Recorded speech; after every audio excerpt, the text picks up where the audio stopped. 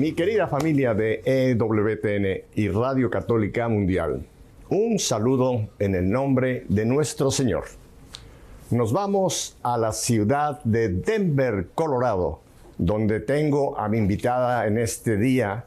Tengo a la señorita Isabel Moreno. Isabel, bienvenida a EWTN y Radio Católica Mundial. Hola, muy buenos días. Muchas gracias por la invitación y un saludo a toda la audiencia que nos está escuchando el día de hoy. Muchas bendiciones a todos. Bueno, y son bendiciones que vienen de muy cerca del cielo, porque el sitio donde tú te encuentras le llaman The One Mile City. Estás a 1 milla sobre el nivel del mar. Nosotros estamos aquí abajo, pegados al mar. Así que esas bendiciones vienen desde allá arriba. Gracias, Isabel. Muy bien. Isabel, cuéntanos un poco de Isabel y después hablamos de lo que Isabel hace. Muy bien. Pues yo soy María Isabel, soy mexicana. Nací en la Ciudad de México en 1987. Después me mudé con mi familia para vivir en Guadalajara y es la ciudad donde crecí. Si no han tenido la oportunidad de visitarla, se la recomiendo. Es una ciudad preciosa con todo el folclore mexicano, con los mariachis, la música y es una ciudad preciosa para visitar y es el lugar donde crecí, acostumbrada a escuchar mariachis en donde sea, que es algo que años después me ha venido acompañando durante pues mi travesía en este viaje de la vida en los diferentes países en los que he vivido.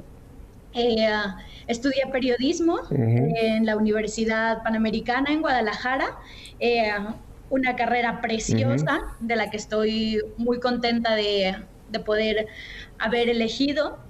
Empecé a trabajar en la radio hace muchos años, empecé a hacer mis prácticas ahí y posteriormente me mudé a Madrid a empezar una maestría. Te voy a detener porque vas a la velocidad del sonido. Déjame echar un poquito la máquina del tiempo atrás. De tu familia, ¿cuántos son? ¿Eres tu hija única o tuviste más hermanos y hermanas? Y cuéntanos un poquito de la familia en sí. Muy bien, claro que sí. Pues mi familia, tengo 2 hermanos, un hermano y una hermana. Son más chicos que yo, soy yo el hermano mayor. Y ellos viven todavía ahí en Guadalajara. Nos llevamos muy bien los 3, disfrutamos muchísimo pasar el tiempo juntos. Ahora que vengo a visitarlos o ahora, bueno, cuando voy a visitarlos, que puedo estar más tiempo compartiendo con ellos. Mis hermanos son mi adoración los 2, así que esos son... ¿Estudiaste tú en alguna escuela católica con monjitas o cuál fue tu formación, digamos, religiosa en tu infancia y tu juventud, María Isabel? Pues mira, yo creo que la dividiría como en 2 partes. Una primera parte viene de mi familia. Vengo de una familia que es católica, mis abuelos y mis papás, y han sido los primeros que me han transmitido la fe desde el primer momento, desde que era niña, cuando te enseñan pues a rezar, a dar las gracias, en las mañanas, en las noches, a bendecir los alimentos antes de empezar a comer. O incluso una cosa muy bonita de mi familia es pues hacer una oración de agradecimiento por las mañanas antes de comenzar, ¿no? Eso es la primera parte de la vivencia, como en el día a día de la fe y de la oración. Y por otra parte, estudié en una escuela que es del Opus Dei, se llama Centro Escolar Torreblanca, ahí en Guadalajara, y prácticamente hasta que terminé la preparatoria estuve estudiando ahí. Es donde recibí, por decirlo así, la siguiente parte de la formación y este acercamiento, esta pues vida de fe que se puede tener en comunidad, en un espacio en el que lo puedes compartir con los compañeros, con los profesores y incluso con los sacerdotes que venían ahí para oficiar misa todos los días. Entonces estas son las principales. Oye, pero por lo que cuentas, veo que debes de tener una muy buena formación espiritual y religiosa, porque Opus Dei, yo le tengo un gran aprecio a la obra de San José María Escrivá de Balaguer. Sí. Conozco muchos centros de ellos y realmente tienen un gran empeño en la formación espiritual y humana de las personas. Así que qué bueno que pasaste por esa formación con Opus Dei. ¿Sigues teniendo contacto con Opus Dei? Pues ahora ya solamente como exalumna prácticamente, porque continué la parte profesional en la universidad, también en una universidad con ellos. Y como exalumna tengo contacto ahora solamente, pero es verdad lo que dices, la formación a la que puedes acceder o la que ofrecen como comunidad es invaluable. Es invaluable y es muy interesante porque en el ámbito universitario la puedes ir viviendo en los diferentes aspectos de la vida. Hablando así a lo mejor un poco más personalmente, yo estuve desde el principio en el grupo de teatro de la universidad e incluso ahí en el teatro, en esto que mencionaba San José María de santificarse en la vida diaria, también se puede hacer en el teatro y también se puede hacer actuando, interactuando en algo que puede ser más artístico, más cultural, y eso es maravilloso, ¿sabes? El poder vivirlo, el poder experimentarlo es una parte también muy interesante de lo que predica el Opus Dei. Cierto. Yo tuve el honor de transmitir la canonización de San José María Escrivá de Balaguer. Y años después, en un viaje que tuve la oportunidad de estar con mi esposa en Madrid, pues los dirigentes de la Casa de Madrid me recibieron con mucho cariño por aquel favor, o por aquel pues favor para mí también de transmitir la canonización de San José María. Y tuve la oportunidad de estar en la Casa Central en Madrid, donde me llevaron donde están los restos de los papás de San José María, su papá y su mamá. Pude ir a tener al niñito que San José María le tenía tanto cariño, que está en un convento de las monjas ahí, creo que son las Descalzas de Madrid. En fin, me hicieron sentir parte del Opus Dei. Y yo luego digo a la gente, le digo, yo soy del Opus Dei secreto, pero le tengo una gran admiración al Opus Dei. Así que qué bueno que tuviste ese contacto con Opus Dei. Oye, ¿y periodismo? ¿Por qué fue que te interesó el periodismo? Porque es interesante, es una carrera que la gente como que no la considera médico, abogado, arquitecto, etcétera. Periodismo, ¿qué es la carrera de periodismo y por qué te llamó la atención el periodismo, Isabel? Sí, pues es bien fácil porque mi papá es periodista. Entonces... bueno. Muy buena. Sí, y desde chiquita... de tal palo, tal astilla. Efectivamente. Vas a ver qué contento va a estar cuando vea esto. Pero sí, desde muy chiquita siempre estuvimos pues en este ámbito, quieras o no. Creo que es una profesión que al final se expande, por decirlo así, porque al final era alguien que él siempre estaba pues comentando temas que tenían que ver con la actualidad.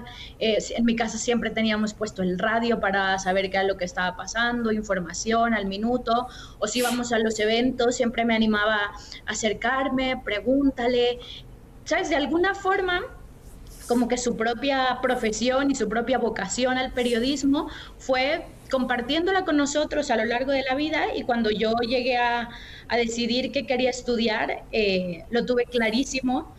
Yo creo que es de las cosas que en ese momento he tenido muy claras y dije, esto es lo mío. Y adelante, ¿sabes? Cuando eres niña, cuando yo tenía a lo mejor 8 o 10 años, nos llevaba a las prensas del periódico y para mí era espectacular poder ver el proceso, la maquinaria, cuando te enseñan cómo van saliendo y te saca el periódico calientito. Para mí me parecía como una experiencia, claro, con 8 años, impresionante. Así que... a partir de ahí yo creo que empezó. Entonces te debe de encantar el olor de periódico, el olor del papel periódico, ¿verdad? Que es tan singular. Sí, me trae buenos recuerdos, sí. Ajá. ¿Y ejerciste periodismo en Guadalajara? ¿Ya una vez que terminas tus estudios?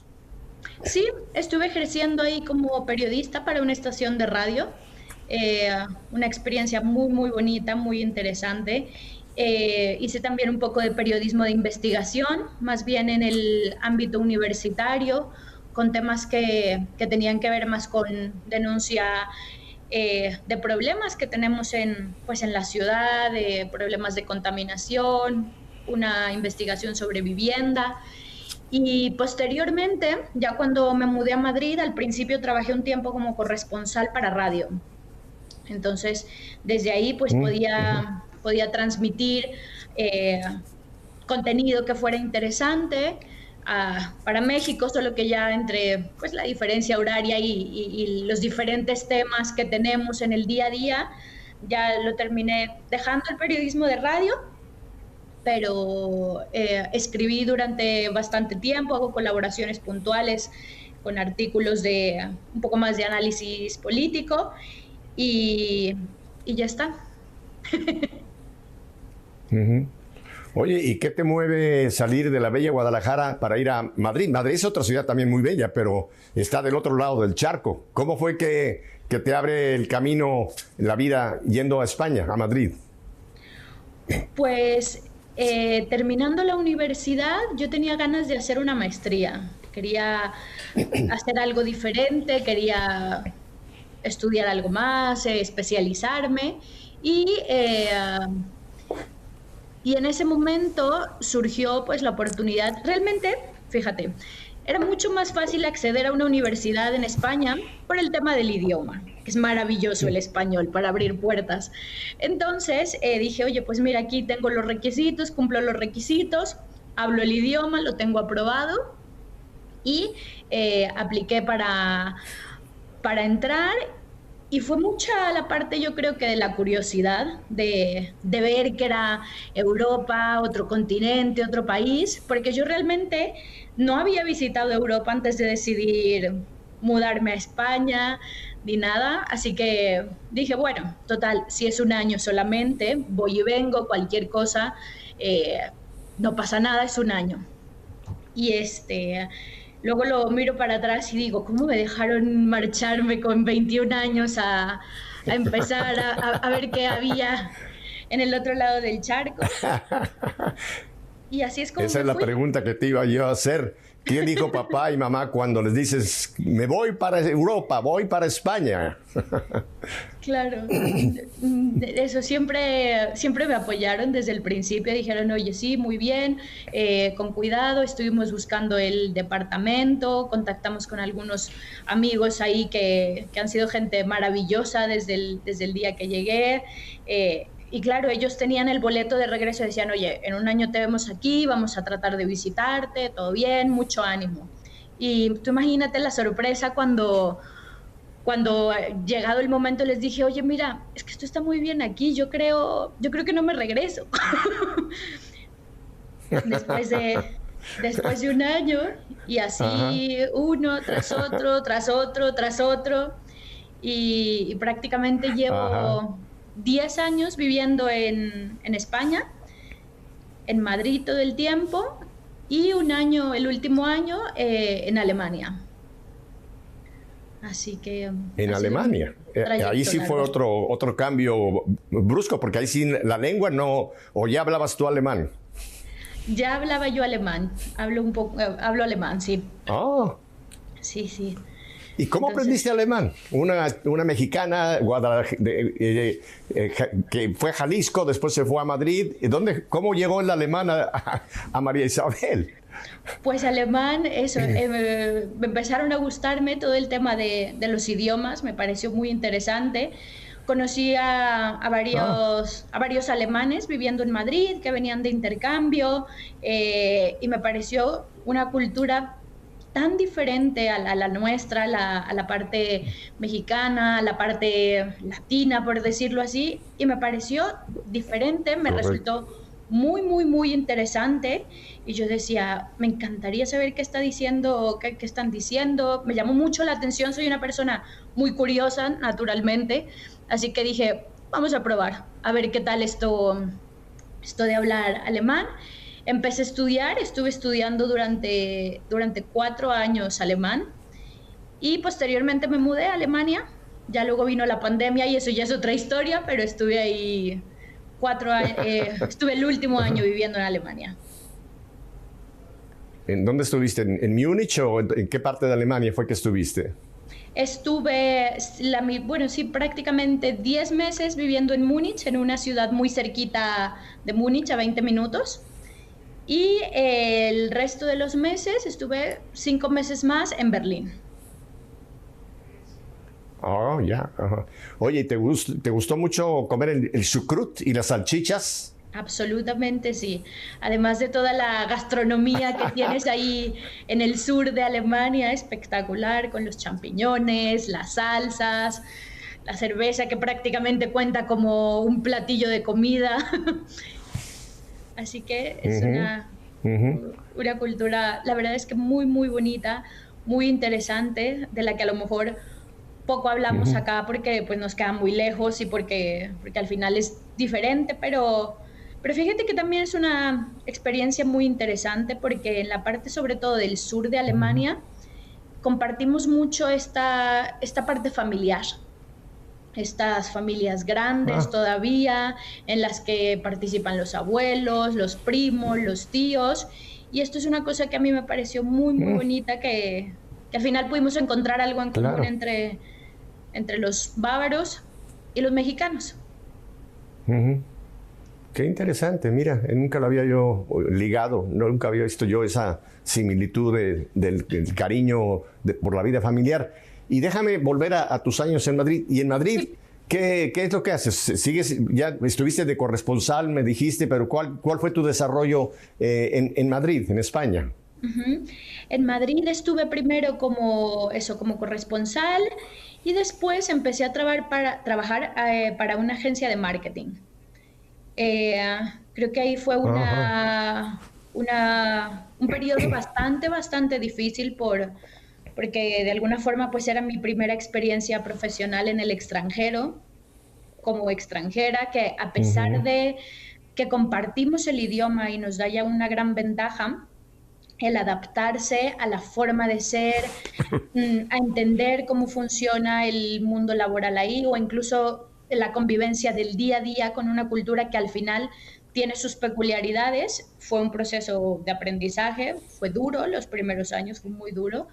Y luego se vino esta crisis terrible que hubo en España, en la que en algún momento yo me pregunté qué estaba haciendo ahí, ¿sabes? Diciendo, con lo bien que podría estar yo en Guadalajara, con mi familia, con la comida, con todo lo bien que podía estar ahí, al final fue un momento en el que me planteé, de verdad, si era mi lugar ahí.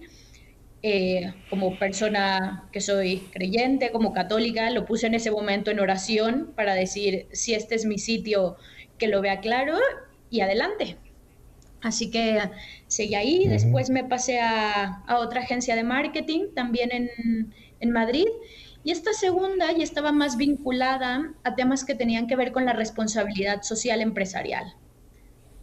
Entonces, en esta segunda parte ya empecé a involucrarme mucho, a acercarme mucho más a lo que tiene que ver, de cierta forma, con entidades sin ánimo de lucro, pero aún así en el tema empresarial pues sigue siendo un poco tira y afloja, ¿no? Y más o menos a partir de ahí fue donde yo empecé a buscar otra salida profesional que me permitiera, pues de alguna forma, servir más a la comunidad o en este espíritu periodístico un poco de buscar servir a la verdad, a la justicia. Y es cuando empecé a buscar otras posibilidades y encontré Citizen Go, que es el sitio en el que estoy trabajando ahora. Vamos a hablar en un momento más de Citizen Go, pero déjame hacerte una pregunta. Yo tengo mucha relación con España. Mi esposa, que está en el cielo, pues era de Asturias. Mi familia viene también todo de Asturias. Yo hice mi bachillerato en Gijón, al norte, en Asturias, y tengo mucho contacto con España. Pero lo que yo he visto de los años 50 para acá, como que el catolicismo ha decaído mucho en un país que fue pues el exportador prácticamente del catolicismo para nuestra América. De ahí nos vino la fe, ¿no? Sí. ¿Cómo ves tú la situación espiritual que tú pudiste experimentar y que creo que ha seguido en declive? ¿Cómo ves esa parte espiritual religiosa de España? Bien,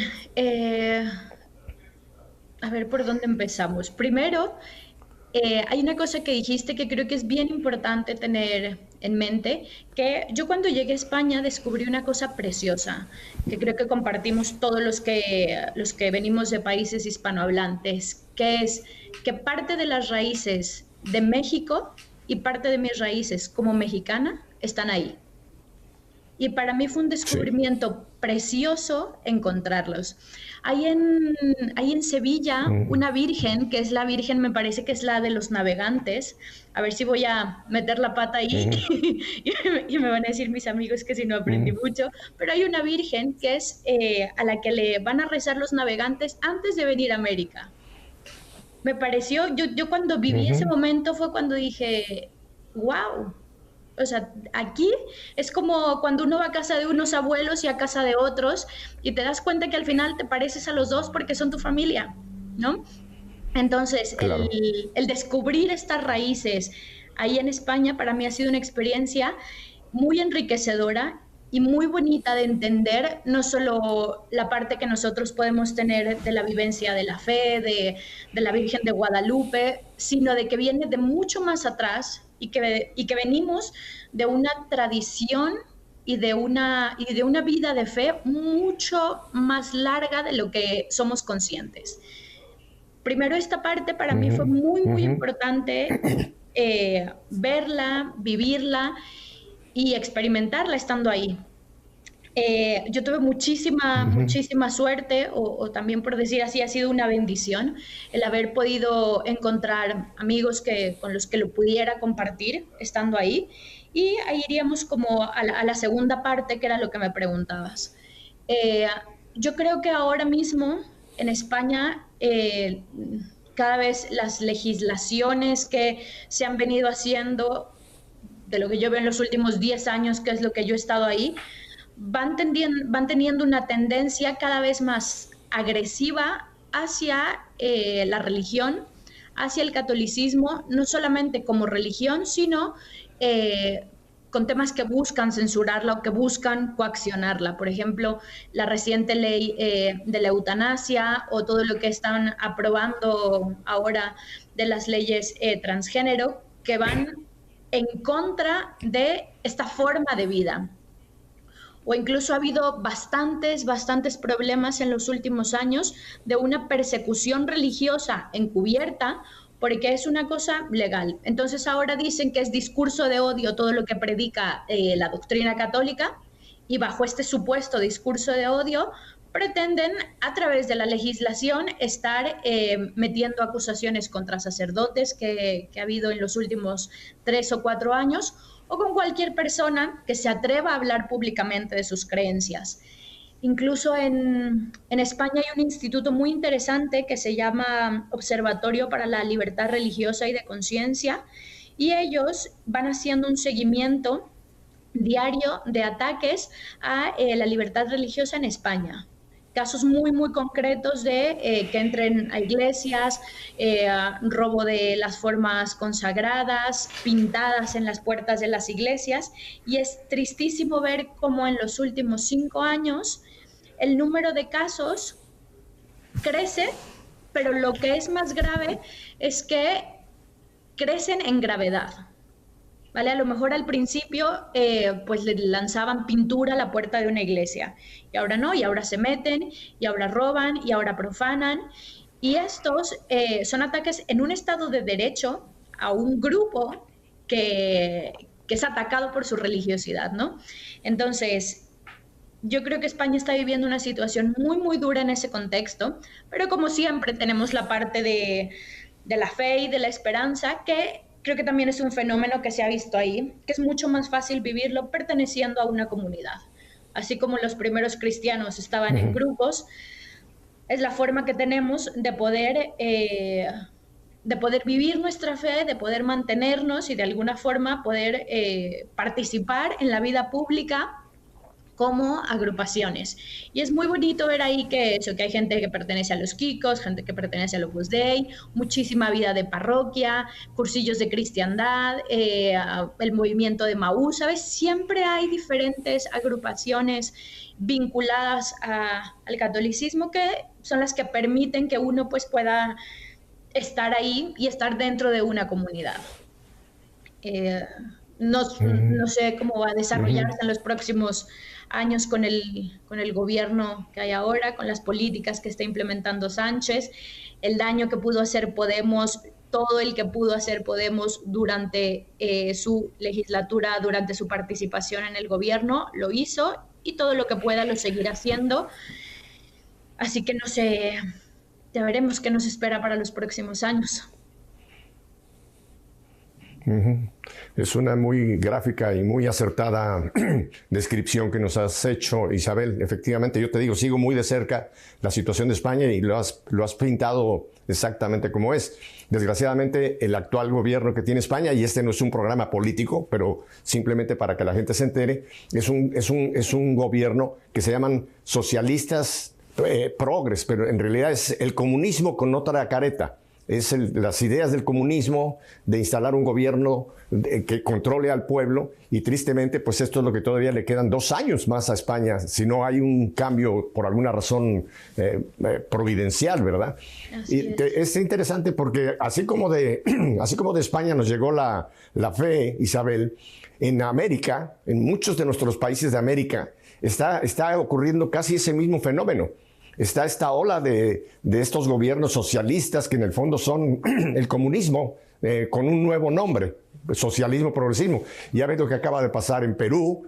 En fin, en Colombia hay un ataque fuertísimo para tratar de instalar ese tipo de gobierno. En América del Sur, el único país que nos queda todavía con valores, digamos, tradicionales es Ecuador, que se salvó, en un hilo se salvó de caer en estos regímenes que son alentados por Cuba, por Venezuela, etcétera.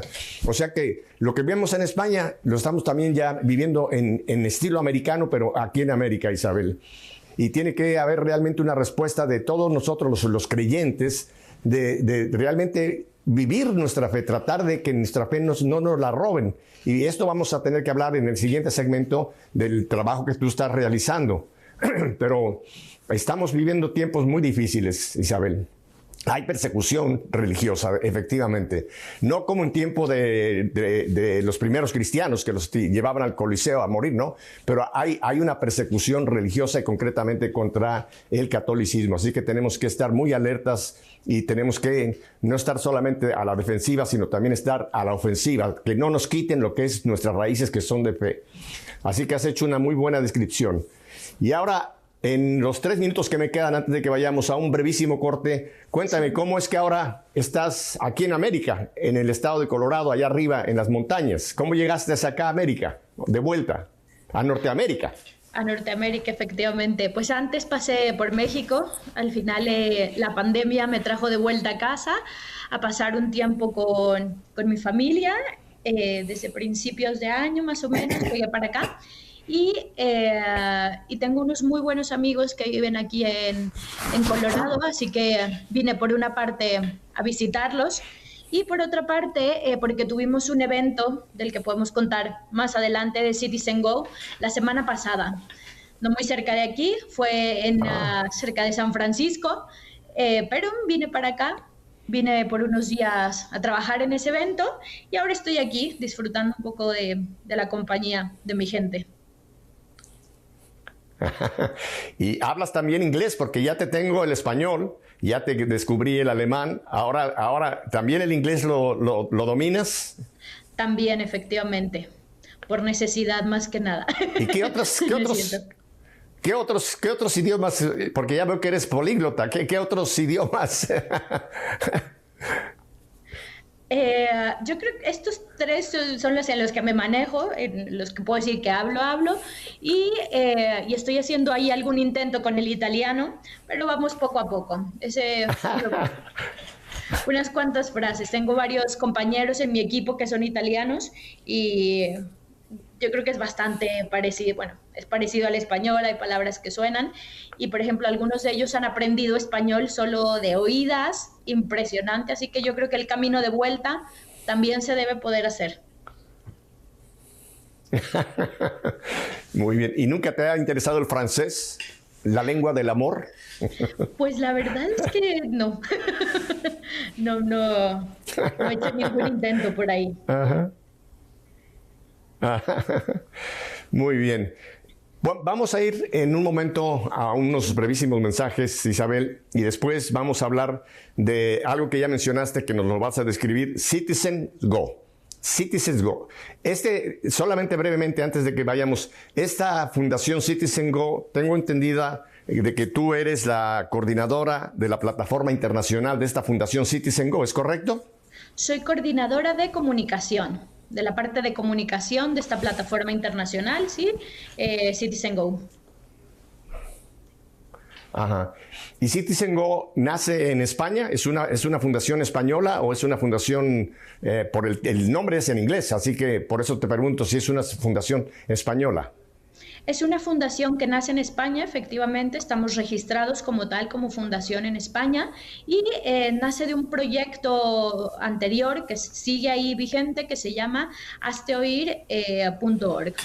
Esta es la idea inicial, y de ahí surge la plataforma Citizen Go, que es la que se convierte en la marca internacional para poder pues participar como ciudadanos en la vida pública en prácticamente todo el mundo.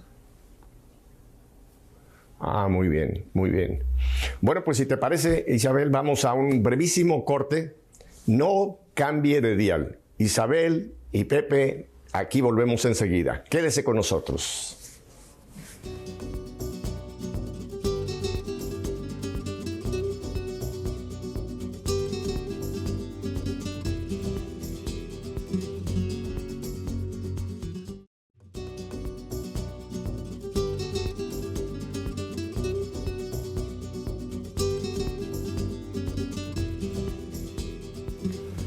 Bueno, aquí estamos de vuelta con Isabel Moreno. Ella allá en las montañas de Colorado, en Denver, y su servidor, ya lo ven, aquí en Miami.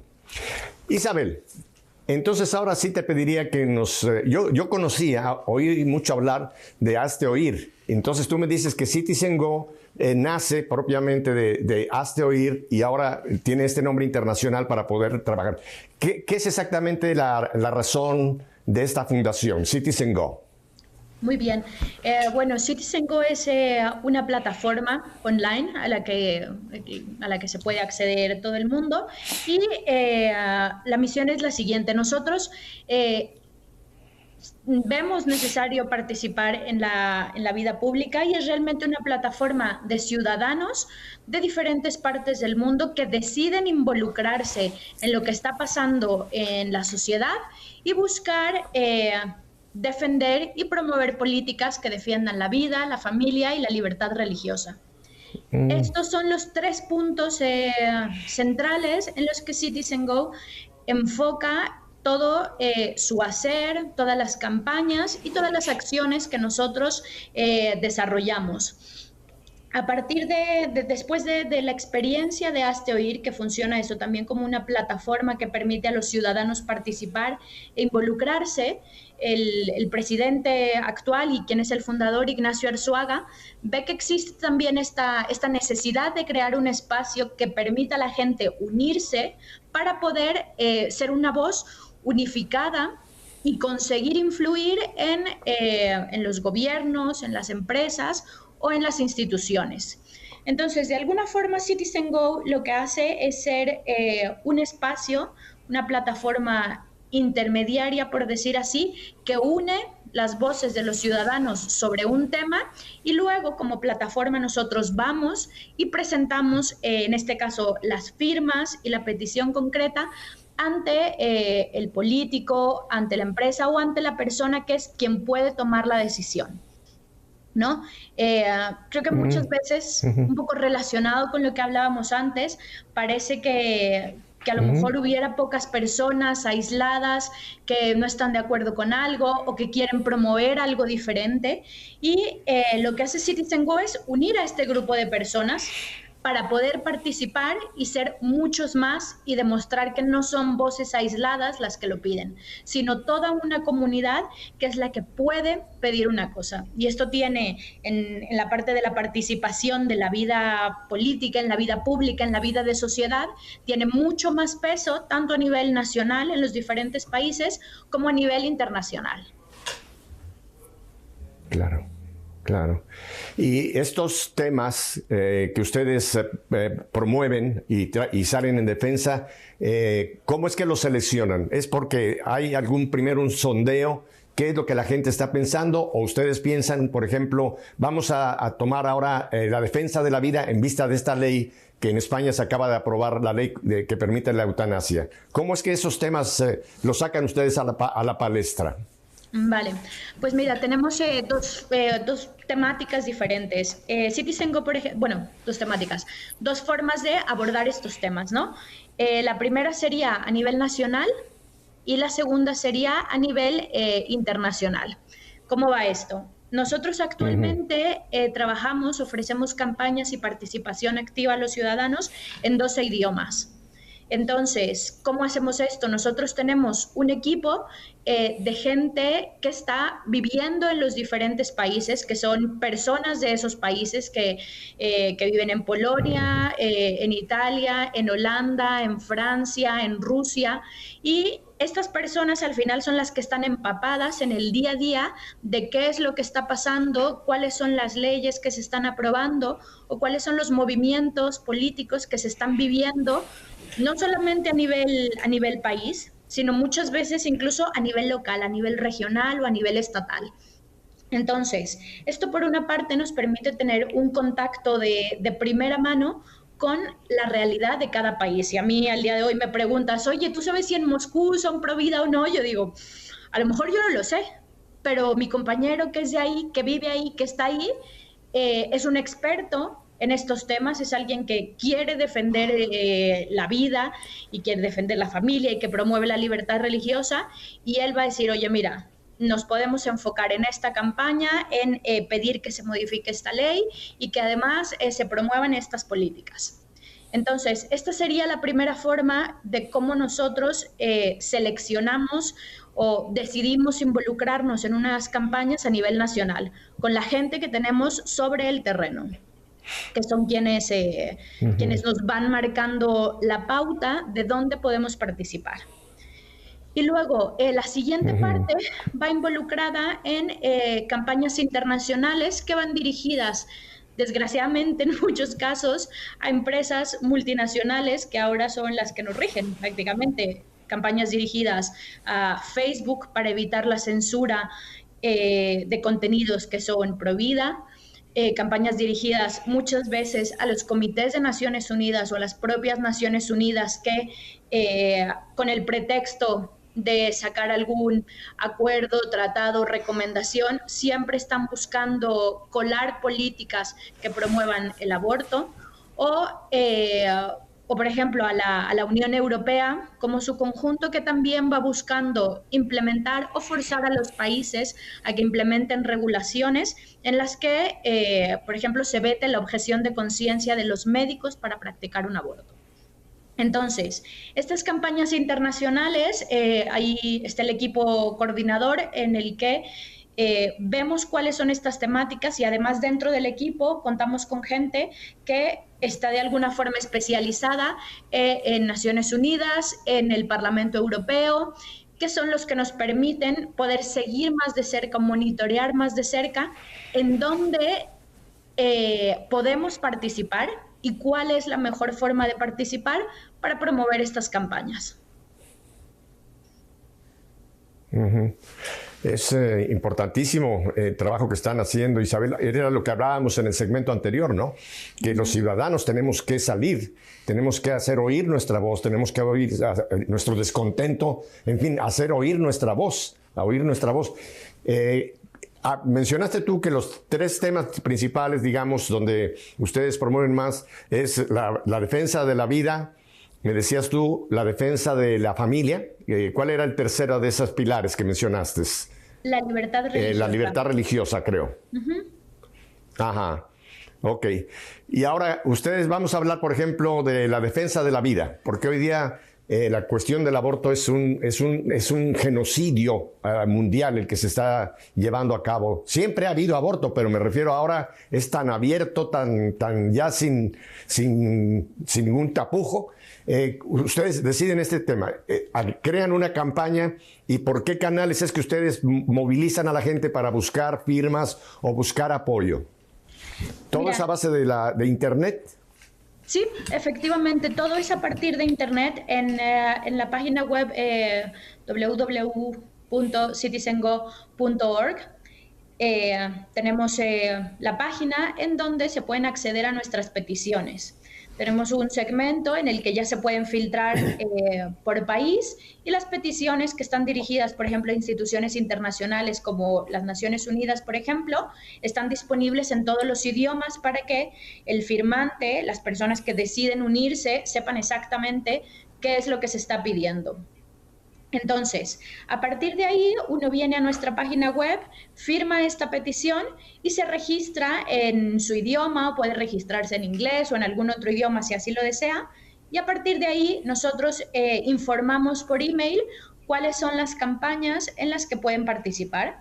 Entonces nosotros enviamos correos electrónicos de las campañas internacionales o de las campañas nacionales, de acuerdo, por ejemplo, si alguien mexicano firma las peticiones de México, le enviaremos toda la información relacionada con las peticiones que tenemos en México, y a partir de ahí ya cada uno decide a qué campañas unirse y a qué campañas no. Yo entiendo que puede haber gente que a lo mejor no tienen que estar de acuerdo en todo lo que hacemos o en todo lo que pedimos, pero buscamos eso, que puedan estar al menos informados y recibir toda la documentación de qué es lo que estamos haciendo.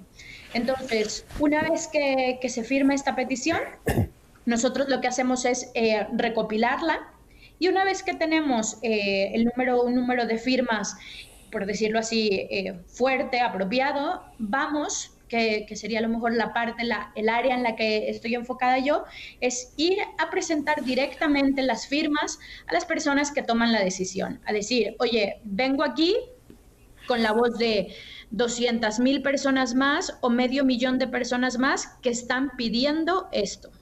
Y es importante que lo escuches, porque esta 500,000 de personas son tus consumidores, son tus ciudadanos, y es la voz de quien tú estás tratando de influir, o sea, son tus ciudadanos, ¿no?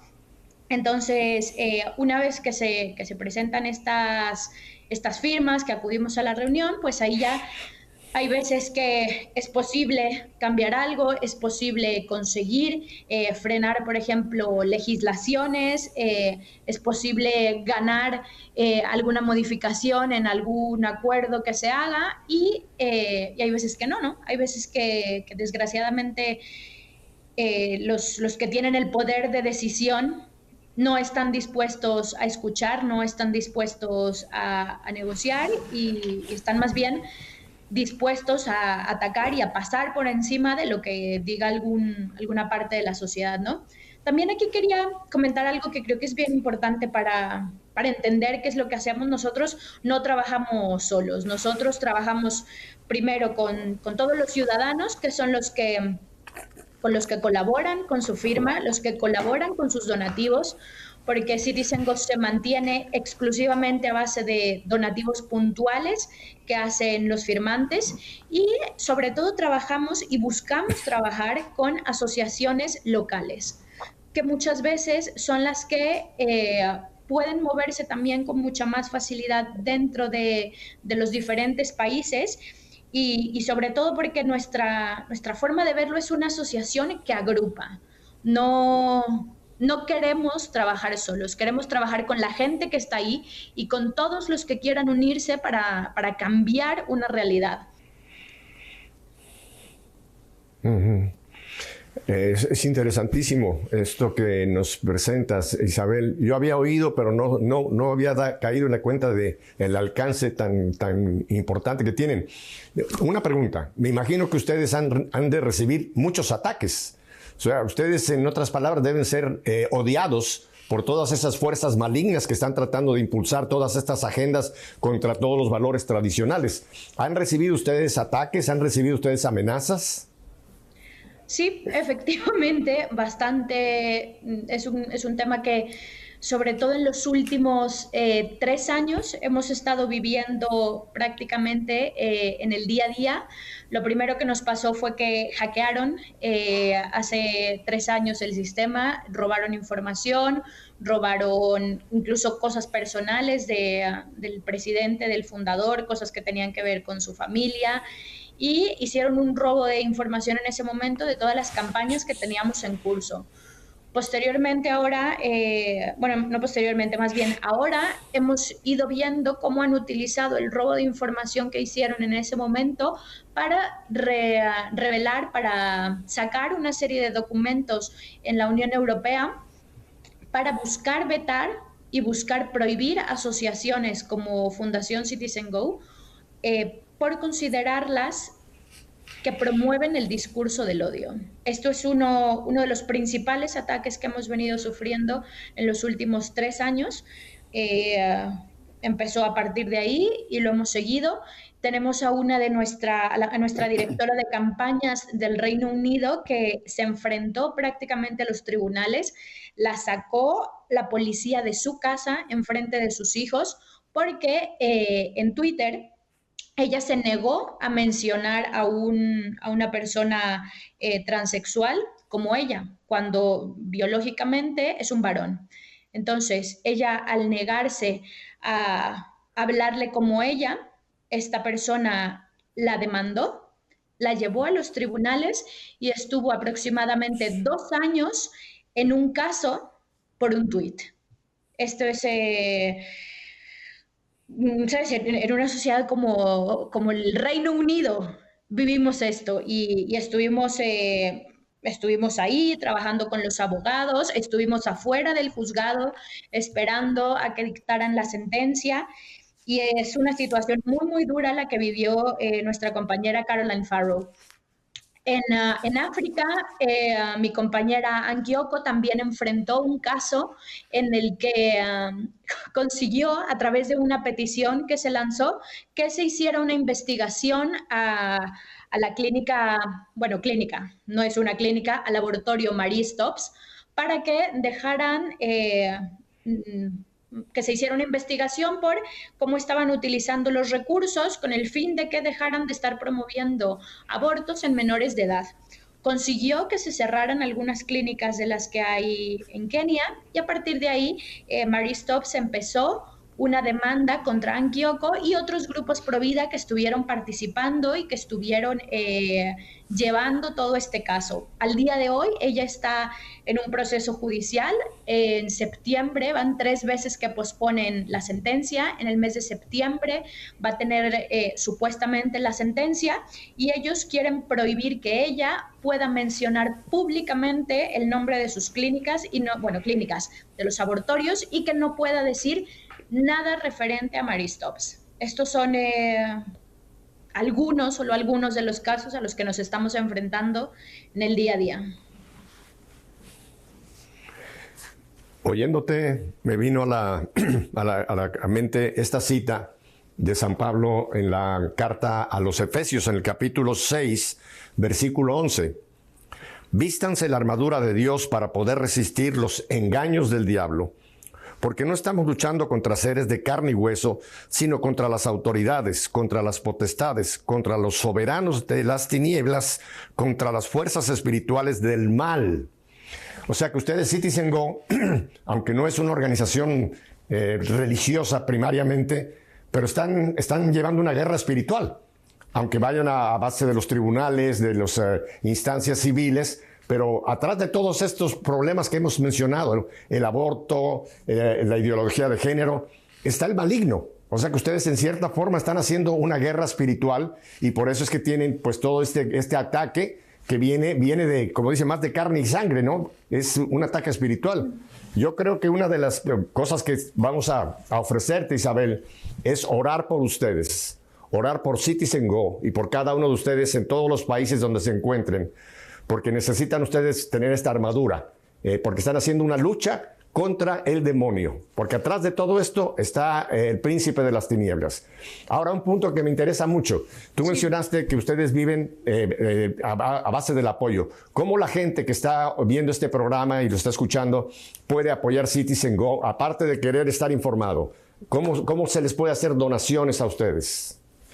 Muy bien, las donaciones las pueden hacer a través de nuestra página web, en la esquina superior derecha. Si ellos entran a citizengo.org, van a encontrar la posibilidad de hacer un donativo puntual por la cantidad que ellos quieran. Ahí recibimos donativos a partir de $2 o lo correspondiente en las monedas locales, que en realidad es una cantidad muy pequeña, pero cuando sumamos miles en todo el mundo, para nosotros es una fuente a partir de la cual podemos seguir trabajando. Y también existe la posibilidad de hacerse socio. Entonces, tienen estas dos opciones entrando a la página web, esquina superior derecha. Si además se suscriben a nuestra lista de correos, van a recibir ahí también información para que puedan hacer donativos relacionados a alguna campaña específica que pueda interesarles, o incluso después de firmar una petición, existe la posibilidad de colaborar económicamente para promover esta petición. Uh-huh. Y tú mencionaste una palabra interesante. ¿Qué significa hacerse socios de Citizen Go? Hacerse socio, bueno, en la parte de donativos sería hacer una aportación económica mensual a Citizen Go.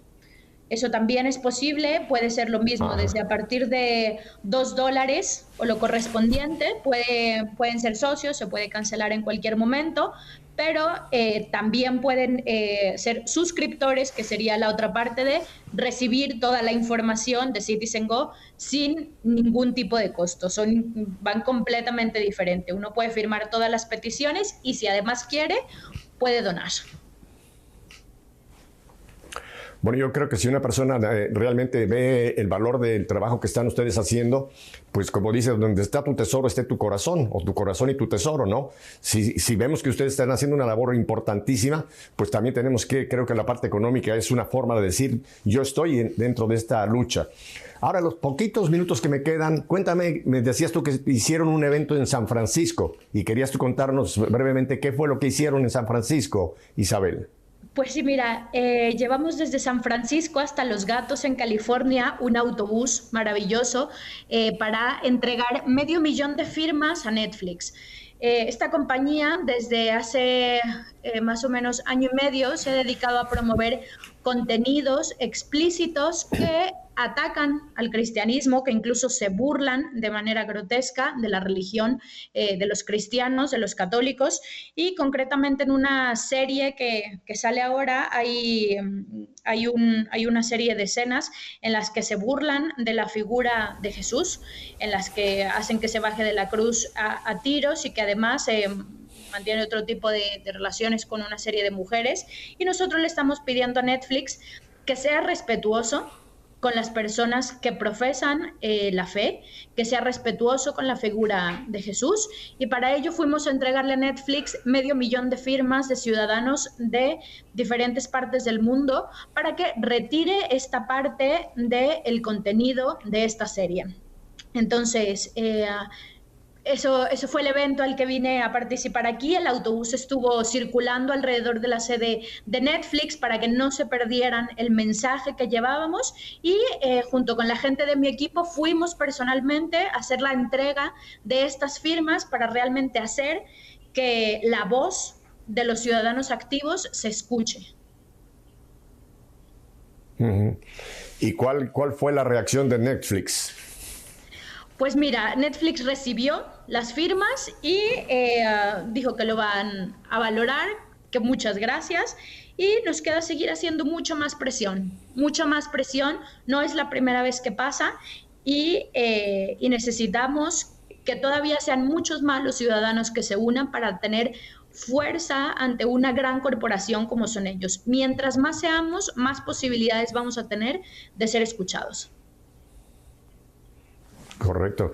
Y yo no tengo idea, nunca he visto Netflix, te lo tengo que confesar. O sea, he oído de qué es, pero yo no tengo absolutamente nunca he visto nada de Netflix. Pero me imagino de que algo que también se puede hacer independientemente de presentarle estas firmas es amenazarles con un boicot.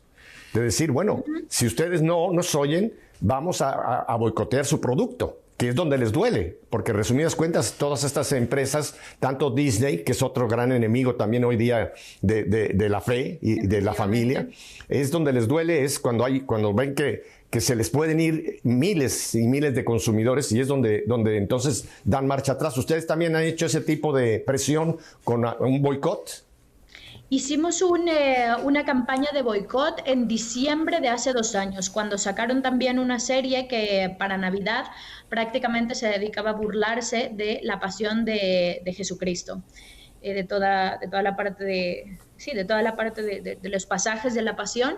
Hicimos un boicot, también fuimos a entregar las firmas ahí y llamamos a todos nuestros suscriptores a que hicieran este rompimiento con la cuenta. Fue una respuesta impresionante de la gente, porque además pedíamos que dijeran a Netflix directamente que el motivo por el cual se estaban desuscribiendo era por atacar la religión católica cristiana, la figura de Jesús. Católica. Y fue increíble la respuesta que tuvimos de diferentes partes del mundo, ¿no?